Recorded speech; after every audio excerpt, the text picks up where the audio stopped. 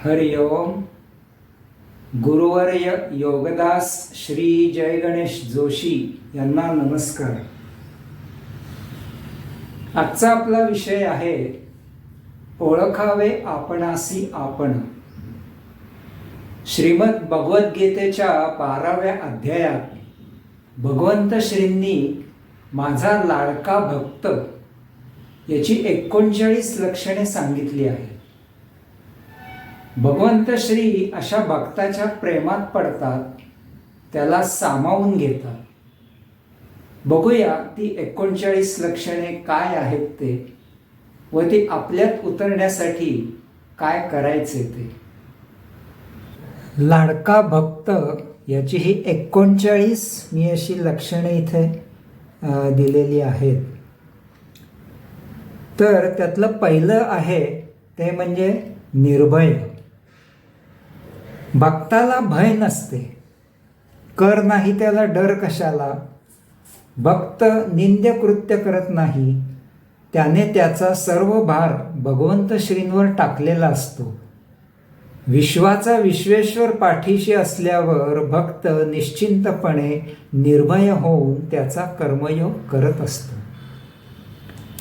दुसरं आहे संतुष्ट.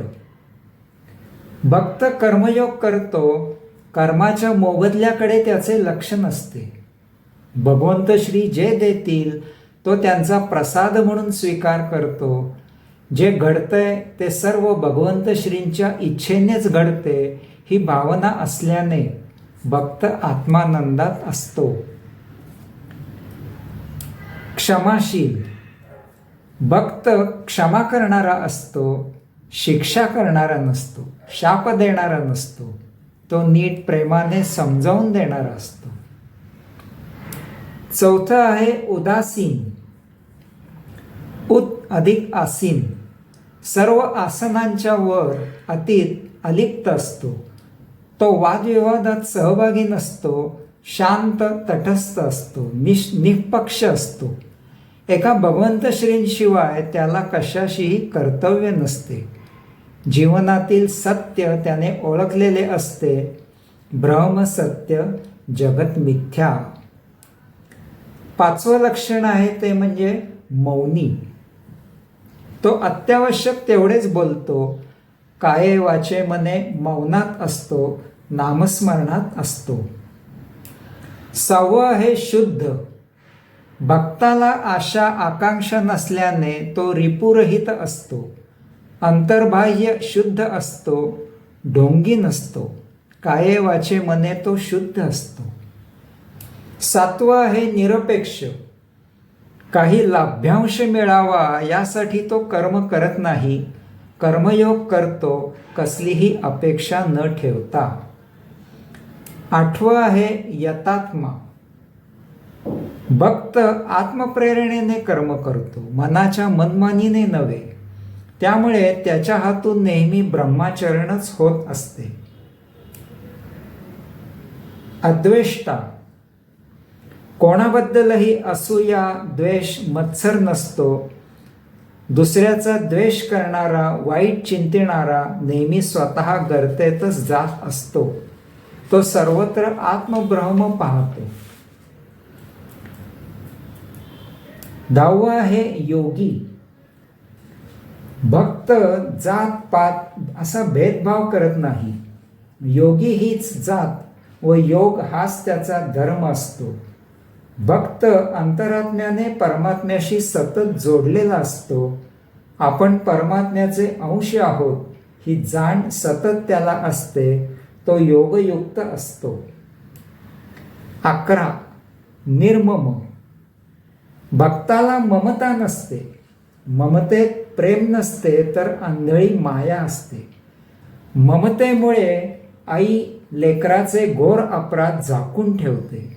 ममतेने प्रगती होत नाही तर अधोगती होते. दृढनिश्चयी. परमात्मा प्राप्ती हाच त्याचा दृढनिश्चय असतो. कितीही लोभ प्रलोभने आली तरी तो त्यांना बळी न पडता त्याच्या निश्चयापासून तो ढळत नाही. व्यथाहीन. भक्त दुःख, चिंता, काळजी यांपासून मुक्त असतो. परिस्थिती अनुकूल का प्रतिकूल दोन्हीतही तो सम असतो.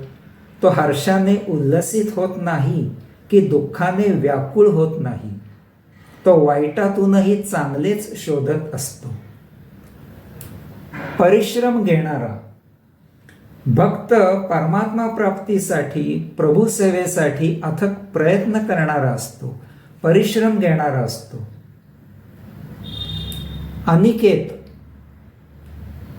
अनिकेत म्हणजे निवासाबद्दल निरीच्छ. भक्त झोपडीत राहतो का महालात, भाड्याच्या घरात का स्वतःच्या घरात, जेथे असेल तेथे तो संतुष्ट असतो. जागेविषयी त्याला ममता नसते. जेथे असेल तेथे तो आपली प्रभू सेवा करत असतो. समाधानी, सम अधिक अधीन. त्याला कसलीच आशा अपेक्षा नसते, त्यामुळे तो निराश होत नाही. सहज मिळाले उत्तम, नाही मिळाले तर त्याहून उत्तम, हीच त्याची भावना असते. त्याचा कर्मयोग तर चालूच असतो. सावध भक्त सदा दक्ष असतो. भगवंत श्रींपासून तो कधी डळत नाही. जेथे जातो तेथे तू माझा सांगाती, हाच त्याचा भाव असतो. शुभाशुभ परित्यागी भक्तासाठी शुभ आणि अशुभ असे काहीही नसते. त्यासाठी प्रत्येक कर्म हे भगवंत श्रींचेच असते. सूर्याजवळ जसे दिवस रात्र काही नाही, तसेच भक्ताजवळ शुभ अशुभ असे काहीही नाही. मननशील भक्त भावनेच्या आहारी जाऊन कृती कधी करत नाही. तो मनाचे शील जपतो, मनमनी करत नाही. एकांत साधतो, प्राप्त ज्ञानावर मनन चिंतन करतो. सुख दुःख समान भक्त जाणतो की सुख दुःख या एकाच नाण्याच्या दोन बाजू आहेत. एक आले की दुसरे येणारच. सुख आले की दुःख येणारच. म्हणून भक्त सुख दुःख या पलीकडे स्थितप्रज्ञ असतो. तो सुखाने उल्लसित होत नाही की दुःखाने हुरळून जात नाही. मोह माया जालात न अडकलेला भक्त मायेचा दुस्वास करत नाही. तो मायेचा उपयोग देहधर्मासाठीच वापरतो. तो त्यात गुंतून जात नाही. मन व बुद्धी मला अर्पण केलेला त्याने स्वतःला भगवंत श्रींच्या चरणी अर्पण केलेले असते. त्याला स्वतःचे अस्तित्व नसते. म्हणून तो जरी भौतिकात असला तरी भगवंत श्रींच्या चरणी असतो. त्याची मन व बुद्धी कधी विचलित होत नाही. आत्मतत्व जाणणारा येथे सर्व आत्मतत्वाचाच पसारा आहे हे भक्त जाणतो. त्याशिवाय येथे अन्य काहीही नाही. संयमी भक्त शांत असतो, उतावीळ नसतो. योग साधनेमुळे त्याचा विवेक, संयम, तारतम्य सतत जागरूक असते. सर्वांबद्दल करुणा कोणी गैर वागल्यास त्याला क्रोध येत नाही, उलट त्याला त्यांची करुणा येते. भावभक्तीने ओथंबलेला सदा त्यातची रंगला. भक्ताला भगवंताशिवाय दुसरा विषय नसतो. भगवंत श्री एके भगवंत श्री. जो भगवंताशी विभक्त होऊ शकत नाही तो भक्त. भक्ती या विषयावर आपण एक सेपरेट व्हिडिओ केलेला आहे, त्याची मी लिंक नंतर देईन. जिज्ञासूंनी ती जरूर पाहावी. मान व अपमान समान भक्ताची बुद्धी स्थिर असते. त्याला धनदौलत, नातीगोती यांच्यात आसक्ती नसते. तो दोहोंपासून समान अंतरावर असतो. स्वतःला काहीही चिकटवून घेत नाही. प्रक्षुब्ध न होणारा भक्त जनकल्याणासाठी काम करतो. स्वतःच्या स्वार्थासाठी तो काम करत नाही. सर्वांना बरोबर घेऊन काम करणारा असतो. त्यामुळे लोकांनाही त्याविषयी प्रेम, जिव्हाळा असतो. सर्वांना ज्ञानाने प्रेमाने समजावून सांगणारा असतो. भक्त शांत असतो, स्थिर बुद्धीचा. त्याची बुद्धी कधीही भ्रष्ट होत नाही. तो आपल्या साधनेत प्रभुसेवेत दंग असतो. तो अन्य विषयात गुंतत नाही. इंद्रिय दमन. भक्ताचा देहादी इंद्रियांवर ताबा असतो. योग साधनेमुळे अंगात त्याच्या एक योग ऊर्जा असते. त्यामुळे विवेक संयम सतत जागृत असतो. हातून कधीही नवीन भोग निर्माण होत नाहीत. चिंता न करणारा. भक्त निश्चिंत असतो. सुखदुःख वाहिले तुझे पायी. स्थिर वैचारिक बैठक. त्याची बुद्धी कधीही विचलित होत नाही. भक्त दृढनिश्चयी असतो. थोडक्यात म्हणजे त्याचे लाईफचे फंडाच क्लिअर असतात. एका प्रभूशिवाय त्याला दुसरा विषय नसतो. अहंकार नसलेला. भक्त निरहंकारी असतो. तो प्रभूचरणी सेवेला नम्र असतो. तो सर्वांवर प्रेम करतो. कुणावर हुकूमत गाजवायला जात नाही. अहंकार याविषयी आपण एक सेपरेट व्हिडिओ पण केला आहे. त्याची पण मी लिंक खाली देत आहे. निंदा व स्तुती समान.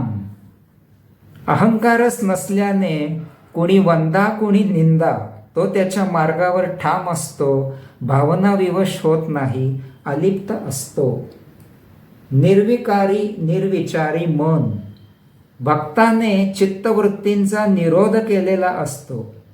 योग साधनेमुळे त्याचे मन निर्मळ निर्लेप शांत असते. सर्वांशी मैत्री. भक्त अजातशत्रू असतो. कोणाशीही वैर नसते, कारण त्याला कुठलाच स्वार्थ साधायचा नसतो.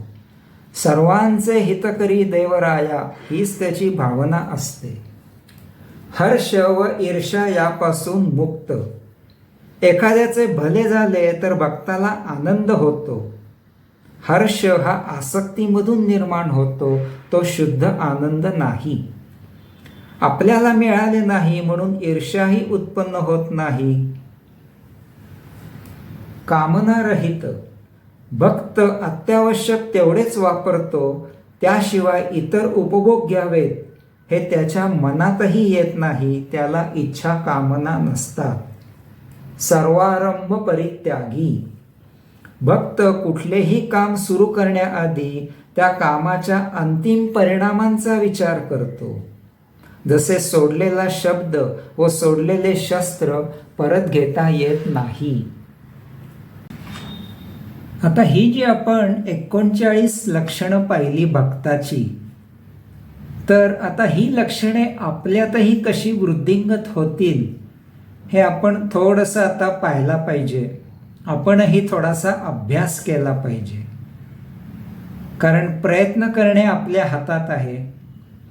आणि जसं शाळेमध्ये एक प्रगती पुस्तक असतं तसं आपणही आपलं आता प्रगती पुस्तक करायचं. आपणही अध्यात्माच्या शाळेत जायचं. सुरुवातीला कुठली 15 लक्षणं आपण ती सिलेक्ट करावीत. आपल्याला जी योग्य वाटतील ती. इथे मी ही 15 केली आहेत, पण ज्याला जी योग्य वाटतील ती त्यांनी सिलेक्ट करावीत. आणि आपणच आपल्याला रेटिंग द्यायचं.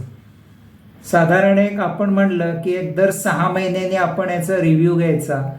यावर्षी समजा पहिल्या महिन्यामध्ये, नंतर 7व्या महिन्यात, पुढच्या वर्षी 2027-28 असं आपणच आपला चार्ट केला आणि आपणच आपलं रेटिंग द्यायचं की 1 म्हणजे कमी आणि 10 म्हणजे उत्तम असं.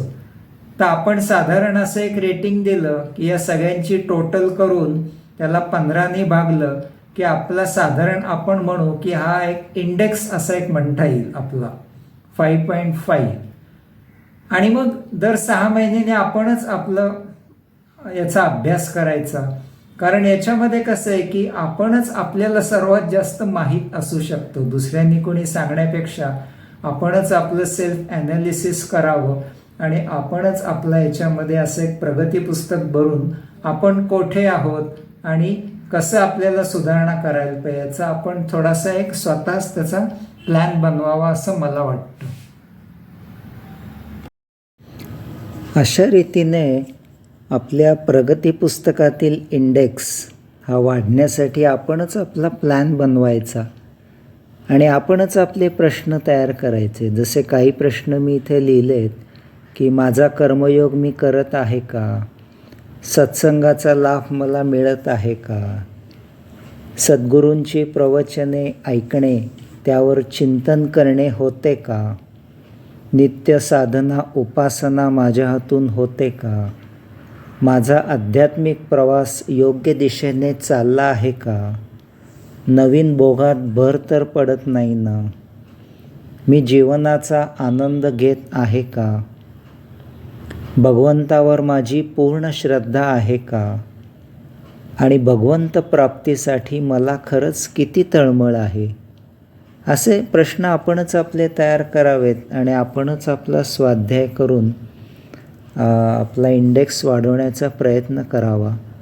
कारण हे खूप महत्त्वाचे आहे की असे भक्त इथे असणे खूप गरजेचे आहे. तरच अशा भक्तांसाठी भगवंत इथे अवतार धारण करतील आणि भगवंताच्या अवताराशिवाय आता इथे परिस्थिती सुधारणे शक्य आहे का भगवंताशिवाय, याचा आपणच आपला विचार करायचा. हरिओम.